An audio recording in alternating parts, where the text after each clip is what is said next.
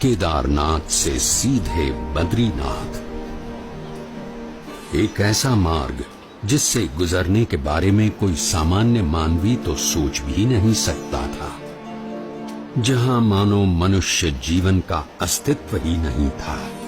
ऐसा कुछ भी नहीं था जो मनुष्यों को जीवित रहने देने का कारण बने। अगर कुछ था तो बस कदम कदम पर खतरा।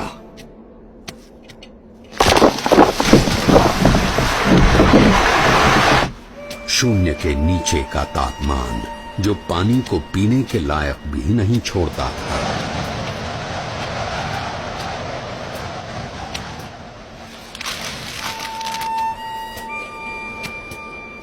मीलों तक फैली हुई बर्फ जैसे विपत्तियों का महासागर, और हर क्षण मृत्यु का आह्वान।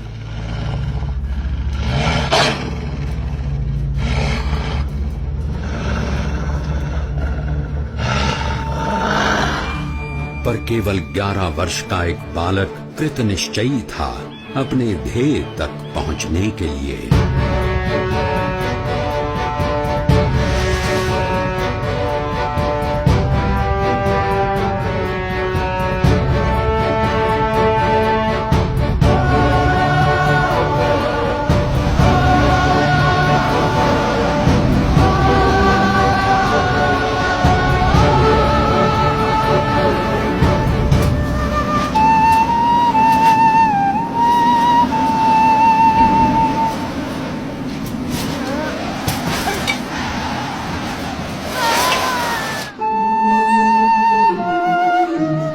परमात्मनि यो रक्तो विरक्तो अपरमात्मनि।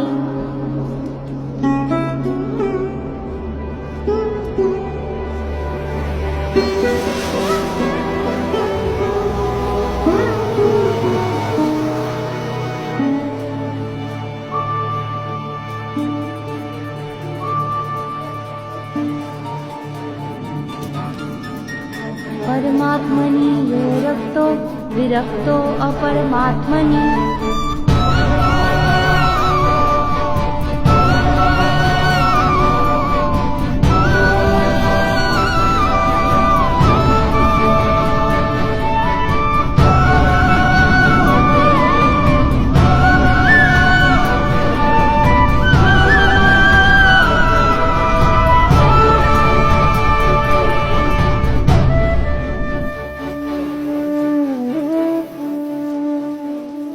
इस ठंड में हम लोग यहाँ कंबल ओढ़कर भी ठीक से सो नहीं पा रहे, और वो बच्चा नंगे पांव खुले शरीर केदारनाथ से सीधे बद्रीनाथ के विकट रास्ते पर अकेला चल पड़ा है।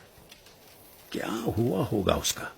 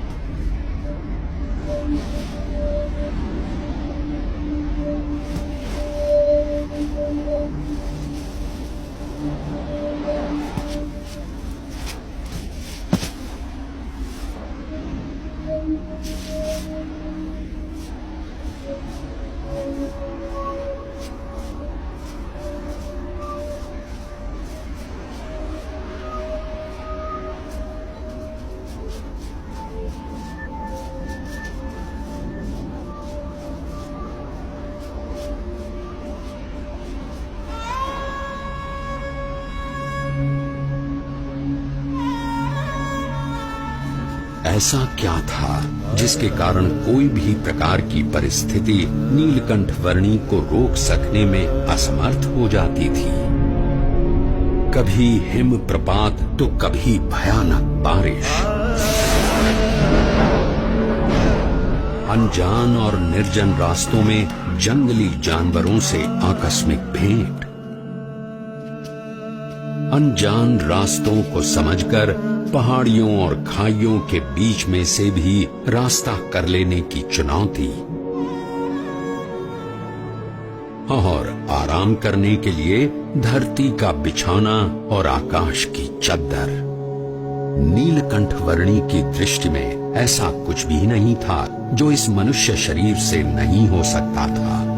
देह भाव से पर और मनोभाव से पर नीलकंठ वर्णी की आध्यात्मिक स्थिति ही ऐसी थी जो किसी भी परिस्थिति से ऊपर उठकर उनकी कल्याण यात्रा को आगे बढ़ाए रखती थी।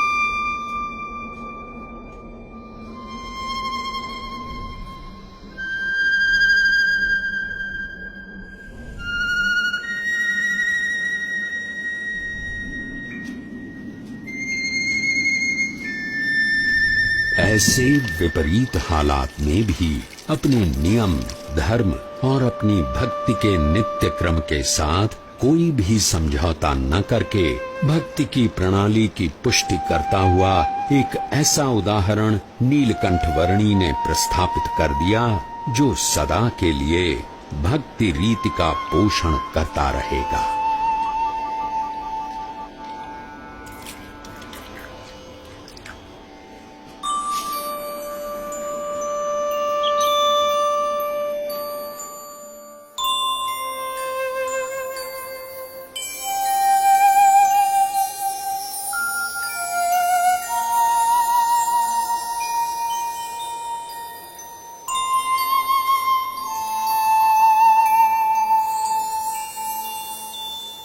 आज के समय में भी कई लोग साथ मिलकर बहुत सारी सुविधाओं के साथ जिसे पार करने के लिए हिचकिचाते हैं, वैसा केदारनाथ से सीधे बद्रीनाथ जाने का लगभग 75 किलोमीटर का मार्ग नीलकंठ वर्णी ने नंगे पांव, खुले शरीर, अकेले केवल 9 दिनों में पार कर लिया।